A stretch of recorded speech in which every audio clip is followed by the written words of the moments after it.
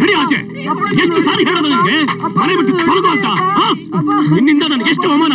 ಮಾಚ್ ಕಟ್ಕೊಳ್ಳೋ ಅಂದ್ರೆ ಬಳೆ ಹಾಕೋತ್ಯಾ, ಪ್ಯಾಂಟ್ ಹಾಕೊಳ್ಳೋ ಅಂದ್ರೆ ಲಂಗ ಕಟ್ಕೋತ್ಯಾ, ಪೌಡ್ ಹಾಕೊಳ್ಳೋ ಅಂದ್ರೆ ಅರ್ಶನ ಪಡ್ಕೋತ್ಯಾ.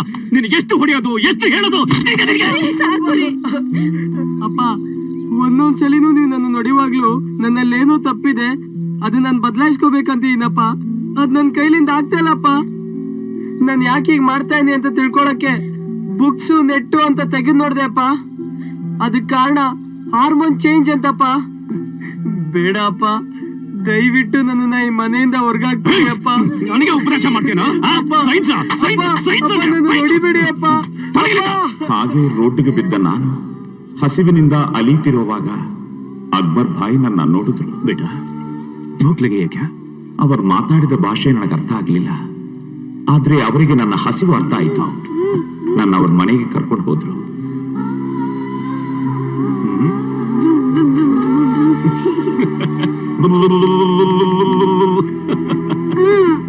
ಅಪ್ಪ, ಸುಸು ಬರ್ತದೆ ಜಿಪ್ತೆಗೆ. ನೀನೇ ಬಿಚ್ಕೋ. ನಾನ್ ತೆಗೆದು ಸಿಗಾಕೊಳ್ಳುತ್ತೆ. ಸರಿ, ಹಾಗ ಬಾ. ಚಲೋ. ಅಪ್ಪ, ನಾನ್ ಏ ಹಾಕ್ಬಿಟ್ಟೆ, ಬಿ ಹಾಕ್ಲಾ? ಹಾಕಪ್ಪ. ಕ್ಯೂಬಾ ಗರ್ಮೆ ಉಚ್ಚೆ ಮಾಡ್ತಿದ್ದೇನೆ ಅಂತನಾ? ಓ, ನಮ್ ತರ ಅಲ್ಲ, ಅವನಿಗೆ ಬುದ್ಧಿ ಸ್ವಲ್ಪ ಕಡಿಮೆ ಇದೆ. ತಿನ್ನು, ಖಾವು ಬೇಟ, ಖಾವು. ಬೇಟ, ಯಾಕೆ ಅಳ್ತಾ ಇದೀಯಾ? ನಾನು ಮಂಗಳಮುಖಿ ಅಂತ ನನ್ನ ಮನೆ ಬಿಟ್ಟು ಹೊರಗೆ ಹಾಕಿದ್ರು ಅಂತ ಹೇಳ್ದೆ. ನಾನೊಂದು ಮಾತು ಹೇಳ್ತೀನಿ, ಚಂದ ಜ್ಞಾಪಕ ಇಟ್ಕೋ. ಗಂಡಾಗಿ ಹುಟ್ಟಿದ್ರೆ ಶಿವ, ಹೆಣ್ಣಾಗಿ ಹುಟ್ಟಿದ್ರೆ ಶಕ್ತಿ. ಎರಡೂ ಸೇರಿ ಹುಟ್ಟಿರೋ ನೀನು ಅರ್ಧನಾರೀಶ್ವರ ಬೇಟ. ನಿನ್ ಹೆಸರೇನು? ಕಾರ್ತಿಕ್. ಇಲ್ಲ, ಇನ್ಮೇಲೆ ನಿನ್ ಹೆಸರು ಕಲ್ಪನಾ. ಅಕ್ಬರ್ ಬಾಯಿ ನನಗಿರೋಕೆ ಜಾಗ ಮಾಡಿಕೊಟ್ರು. ಆದ್ರೆ ನನಗೆ ಒಂದು ಪ್ರಶ್ನೆ ಕಾಡ್ತಾ ಇತ್ತು. ಯಾಕೆ ನನ್ನ ಮನೆಯವರು, ಸಮಾಜ ನಮ್ಮಂಥವ್ರನ್ನ ದೂರ ಇಟ್ಟಿದ್ದಾರೆ ಅನ್ನೋದು. ನನ್ನಂತ ಎಷ್ಟೋ ಜನ ಹಾದಿ ಬೀದಿಲಿ ಚಪ್ಪಾಳೆ ಹೊಡೆದು ಭಿಕ್ಷೆ ಬೇಡ್ತಾರೆ, ಅಡ್ಡದಾರಿ ಹಿಡಿತಾರೆ. ನಾನಂಥ ತಪ್ಪುಗಳನ್ನ ಮಾಡಬಾರದು ಅಂತ ನಿರ್ಧಾರ ಮಾಡಿದೆ. ಬಾಯಿಗಿದ್ದ ಕಷ್ಟನ ನೋಡಿ ನನ್ನನ್ನು ಓದಿಸಿ ಅಂತ ಕೇಳೋಕೆ ಮನಸ್ಸು ಬರಲಿಲ್ಲ. ಡಾಕ್ಟರ್ ಆಗ್ಬೇಕು ಅನ್ನೋ ನನ್ನ ಆಸೆನ ಇನ್ನೊಬ್ಬ ಮಂಗಳಮುಖಿನ ಹುಡುಕಿ ಅವಳನ್ನ ಓದಿಸಿ ಡಾಕ್ಟರ್ ಮಾಡಬೇಕು ಅಂತ ತೀರ್ಮಾನ ಮಾಡಿದೆ. ಹಾಗ ನಾನು ಹುಡುಕೋವಾಗ ಸಿಕ್ಕಿದ್ದು ಕೃಷ್ಣ. ಬಾಯಿ ಹತ್ರ ಕರ್ಕೊಂಡು ಹೋದೆ. ಆದ್ರೆ ಕೃಷ್ಣ ಅನ್ನೋ ಗೀತಾನ ಯಾವ ಸ್ಕೂಲ್ನಲ್ಲೂ ಸೇರಿಸ್ಕೊಳ್ಳಲ್ಲ ಅಂದ್ರು. ಹಾಗೆಲ್ಲ ಆಗಲ್ಲಪ್ಪ. ಈ ತರ ಮಕ್ಕಳನ್ನ ನಮ್ ಸ್ಕೂಲ್ ಸೇರಿಸ್ಕೊಂಡ್ರೆ ಆಮೇಲೆ ಇಡೀ ಸ್ಕೂಲೇ ಕೋಜಾಗಳ ಸ್ಕೂಲ್ ಆಗ್ಬಿಡುತ್ತೆ. ಆ ನಂತರ ಬೇರೆ ಯಾರು ತಮ್ಮ ಮಕ್ಕಳನ್ನ ಸೇರಿಸೋದೇ ಇಲ್ಲ. ಸರ್, ದಯವಿಟ್ಟು ಆ ಥರ ಎಲ್ಲ ಹೇಳ್ಬೇಡಿ ಸರ್. ನಾನು ಡಾಕ್ಟರ್ ಆಗ್ಬೇಕಂತ ಆಸೆ ಪಟ್ಟೆ, ಆದ್ರೆ ಅದ್ ನನ್ನ ಕೈಲಿ ಆಗ್ಲಿಲ್ಲ. ಅದಕ್ಕೆ ಇವನು ಓದಿಸ್ಬೇಕಂತ ಇದ್ದೀನಿ. ನಮ್ಮಂತವ್ರಿಗೂ ಒಂದ್ ಅವಕಾಶ ಕೊಡಿ ಸರ್. ನಿಮ್ ಕಾಲಿಗೆ ಬಿದ್ದು ಕೇಳ್ಕೊತೀನಿ. ಆವತ್ತು ನಾನು ಅವ್ರ ಕಾಲಿಗೆ ಬಿದ್ದು ಕೇಳ್ಕೊಂಡೆ. ಕಡೆಗೆ ಹೆಚ್ಚಮ್ಮ ಒಪ್ಕೊಂಡ್ರು. ಅವಳು ಚೆನ್ನಾಗಿ ಓದಿ ಸೆಕೆಂಡ್ PUC ಬಂದ್ಬಿಟ್ಲು. ಆ ದಿನ ನಾವು ಅವಳ ರಿಸಲ್ಟ್ಗೋಸ್ಕರ ಕಾಯ್ತಾ ಇದ್ವಿ. ಆಗ ನಮಗೆ ಒಂದು ಸಂತೋಷದ ಸುದ್ದಿ ಬಂತು. ಹಲೋ, ಹೌದಾ ಗೀತಾ?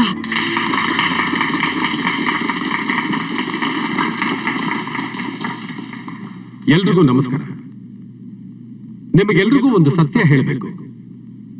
ಆವತ್ತು ಇದೇ ಗೀತಾಗೆ ನಮ್ಮ ಸ್ಕೂಲ್ನಲ್ಲಿ ಅಡ್ಮಿಷನ್ ಕೊಡೋದಕ್ಕಾಗಲ್ಲ ಅಂತ ಹೇಳಿದೆ. ಮಂಗಳಮುಖಿಯರಿಗೆ ಅಡ್ಮಿಷನ್ ಕೊಟ್ರೆ ಕೋಜಾ ಸ್ಕೂಲು ಅಂತ ಹೇಳ್ತಾರೆ ಅನ್ನೋ ಒಂದೇ ಒಂದು ಕಾರಣಕ್ಕಾಗಿ ಅಡ್ಮಿಷನ್ ಕೊಟ್ಟಿರ್ಲಿಲ್ಲ. ಯಾವ ಗೀತಾಗೆ ಸ್ಕೂಲಲ್ಲಿ ಅಡ್ಮಿಷನ್ ಕೊಡಕ್ಕಾಗಲ್ಲ ಅಂತ ಹೇಳಿದ್ನೋ, ಇವತ್ತು ಅದೇ ಗೀತಾಯಿಂದ ನಮ್ಮ ಸ್ಕೂಲ್ಗೆ ಗೌರವ ಸಿಕ್ಕಿದೆ. ಇಡೀ ಭಾರತ ದೇಶದಲ್ಲೇ ಒಬ್ಬ ಮಂಗಳಮುಖಿಗೆ ಸ್ಟೇಟ್ ಲೆವೆಲ್ ನಲ್ಲಿ ರ್ಯಾಂಕ್ ಬಂದಿರೋದು ಮೊದಲನೇ ಸಲ. ಇವತ್ತು ನಮ್ಮ ಸ್ಕೂಲು ಕರ್ನಾಟಕದಲ್ಲೇ ಹೆಸರು ಮಾಡಿರೋದು ನಮ್ಮ ಸ್ಟೂಡೆಂಟ್ ಗೀತಾಯಿಂದ.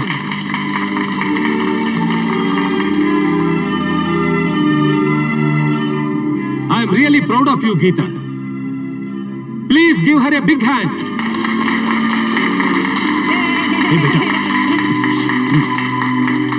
ಗೀತಾನ ಒಬ್ಬ ದೊಡ್ಡ ಡಾಕ್ಟರ್ ಮಾಡಬೇಕು ಅನ್ನೋದು ಅವರ ತಾಯಿಯ ಕನಸು. ಅವತ್ತು ನಾನು ಗೀತಾನ ಸ್ಕೂಲಿಗೆ ಸೇರಿಸಿಕೊಳ್ಳೋದಿಲ್ಲ ಅಂತ ಹೇಳಿದ್ದಕ್ಕೆ ಪ್ರಾಯಶ್ಚಿತ್ತವಾಗಿ ಇವತ್ತು ನಮ್ಮ ಶಾಲೆಯ ವತಿಯಿಂದಾನೇ ಎಲ್ಲ ಖರ್ಚು ವೆಚ್ಚಗಳನ್ನ ಭರಿಸಿ ಗೀತಾಳ ಉನ್ನತ ಮಟ್ಟದ ಡಾಕ್ಟರ್ ವಿದ್ಯಾಭ್ಯಾಸಕ್ಕೆ ವಿದೇಶಕ್ಕೆ ಕಳಿಸ್ಕೊಡೋದಕ್ಕೆ ತೀರ್ಮಾನ ಮಾಡಿದ್ದೀನಿ. Now I call Miss Geeta to come up on the stage and say a few words. Come, Geeta.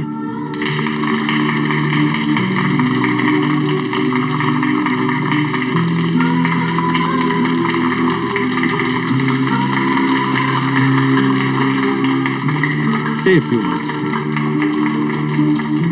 Respected Chief Guest, Headmaster and my teachers.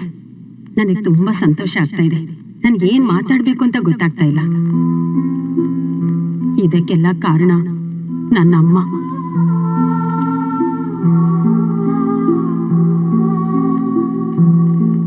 ಅಮ್ಮ ಮೇಲೆ ಬನ್ನಿ ಮಾ.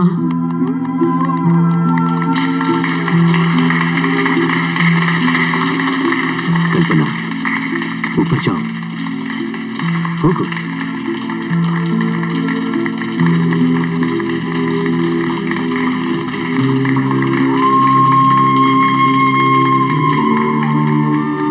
ಎಲ್ಲರಿಗೂ ನಮಸ್ಕಾರ.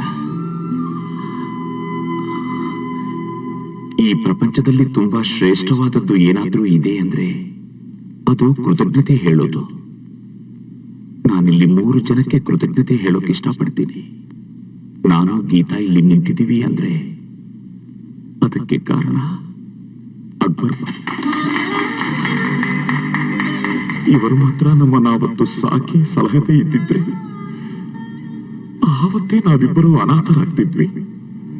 ಆದ್ದರಿಂದ ನನ್ನ ಮೊದಲನೇ ಕೃತಜ್ಞತೆ ಅಕ್ಬರ್ ಬಾಯ್ಗೆ.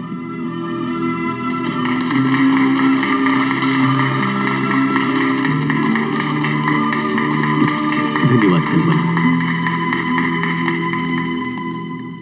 ಗೀತನ್ನ ಈ ಸ್ಕೂಲಿಗೆ ಸೇರಿಸ್ಕೊಳ್ದೇ ಇದ್ದಿದ್ರೆ ಇದೆಲ್ಲ ಯಾವತ್ತೂ ನಡೀತಾನೆ ಇರಲಿಲ್ಲ. ಗೀತನ್ನ ಈ ಸ್ಕೂಲ್ಗೆ ಸೇರಿಸಿಕೊಂಡಿದ್ದಕ್ಕೆ, ಅವಳ ಉನ್ನತ ಮಟ್ಟದ ವಿದ್ಯಾಭ್ಯಾಸಕ್ಕೆ ಸಹಾಯ ಮಾಡ್ತಿರೋದಕ್ಕೆ ನನ್ನ 2ನೇ ಕೃತಜ್ಞತೆ ಹೆಚ್ಚಿಗೆ.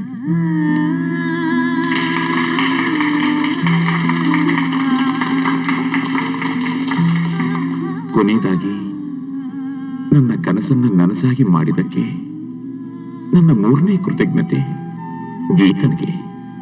ನಾನು ನಿಮಗೆಲ್ಲ ಒಂದೇ ಒಂದು ಮಾತು ಹೇಳಬೇಕು ಅಂತ ಆಸೆ ಪಡ್ತಾ ಇದ್ದೀನಿ. ಸರ್ಕಾರ ನಮಗೆ ಎಷ್ಟೋ ಸೌಲಭ್ಯಗಳನ್ನು ಕೊಟ್ಟಿದ್ದಾರೆ. ಕೋಚ, ಚೆಕ್ಕ, 9 ಅಂತ ಕೇವಲವಾಗಿ ಕರೀತಿದ್ದ ನಮ್ಮನ್ನ ಮಂಗಳಮುಖಿ ಅಂತ ಕರೆದು ಗೌರವ ಕೊಟ್ಟಿದ್ದಾರೆ. ಆದ್ರೆ ನಾನು ಮನೆಯಲ್ಲಿದ್ದರೆ ಅವಮಾನ ಅಂತ ನಡು ರೋಡಲ್ಲಿ ಚಪ್ಪಲಿಯಿಂದ ಹೊಡೆದು ಮನೆ ಮಗ ಅಂತ ಕೂಡ ನೋಡಿದು ಸತ್ತೋಗುವಂತ ಹೊರಗೆ ಹಾಕಿದ್ರು ನನ್ನ ತಂದೆ ತಾಯಿಗಳು. ಆವತ್ತವರು ನನ್ನಲ್ಲಿದ್ದ ಭಾವನೆಗಳನ್ನ ಅರ್ಥ ಮಾಡಿಕೊಂಡು ನನ್ನನ್ನು ಜೊತೆಲಿಟ್ಕೊಂಡು ಸಾಕಿದ್ದಿದ್ರೆ ನಾನು ಇವತ್ತು ಒಂದು ದೊಡ್ಡ ಡಾಕ್ಟರ್ ಆಗಿ ನಿಮ್ ಮುಂದೆ ನಿಂತಿರ್ತಿದ್ದೆ. ಅಂತ ತಪ್ಪು ನಾನೇನ್ ಮಾಡಿದೆ? ಸಿಗರೆಟ್ ಸೇದಿದ್ನ, ಗುಂಡು ಹಾಕಿದ್ನ, ಜೂಜಾಡಿದ್ನ, ಅಥವಾ ಪೋಲಿ ತರ ಊರೂರು ಸುತ್ತಿದ್ನ? ಹಾಗೆಲ್ಲ ಮಾಡಿದ್ರೆ ಅದು ತಪ್ಪು. ಹೀಗೆ ಹುಟ್ಟಿದ್ದು ನನ್ನ ತಪ್ಪ? ಇದು ಒಂದು ಜನ್ಮ ರೀ, ಜನ್ಮ.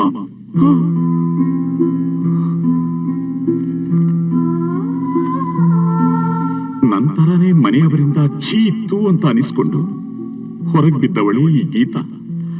ಆದ್ರೆ ಇವತ್ತು ಸಾಧನೆ ಮಾಡಿದ್ದಾಳೆ. ಬರೀ ಗೀತಾ ಮಾತ್ರ ಅಲ್ಲ, ನಾಟ್ಯ ಕಲೆಯಲ್ಲಿ ಮೆರಿತಾ ಇರೋ ನಥಿಂಗ್ ನಟರಾಜನ್ ಕೂಡ ಒಬ್ಬ ಮಂಗಳಮುಖಿನಿ. ಐಟಿ ಪ್ರಪಂಚದಲ್ಲಿ ಸಾಧಿಸ್ತಾ ಇರೋ ಕಲ್ಕಿನೂ ಒಬ್ಬ ಮಂಗಳಮುಖಿನಿ. ಮೀಡಿಯಾದಲ್ಲಿ ರೋಸು, ಯುಪಿನಲ್ಲಿ MP ರೇವತಿ, ಹೀಗೆ doctors, lawyers, social workers, engineers ಬಹಳಷ್ಟು ಜನ ನಮ್ಮಲ್ಲೂ ಸಾಧಿಸಿದ್ದಾರೆ. ಹಾಗೇನೆ ಪ್ರಪಂಚ ಚಲನಚಿತ್ರ ರಂಗದಲ್ಲಿ ವಿಶಿಷ್ಟ ಸಾಧನೆ ಮಾಡಿ ಪ್ರಖ್ಯಾತನಾಗಿರೋ ನಮ್ಮ ಮಂಡ್ಯದ ಶ್ರೀಧರ್ ರಂಗಾಯಣ ಕೂಡ ಒಬ್ಬ ಮಂಗಳಮುಖಿನಿ. ನಮ್ಮಿಂದಲೂ ಸಾಧನೆ ಮಾಡೋಕ್ಕಾಗುತ್ತೇರಿ?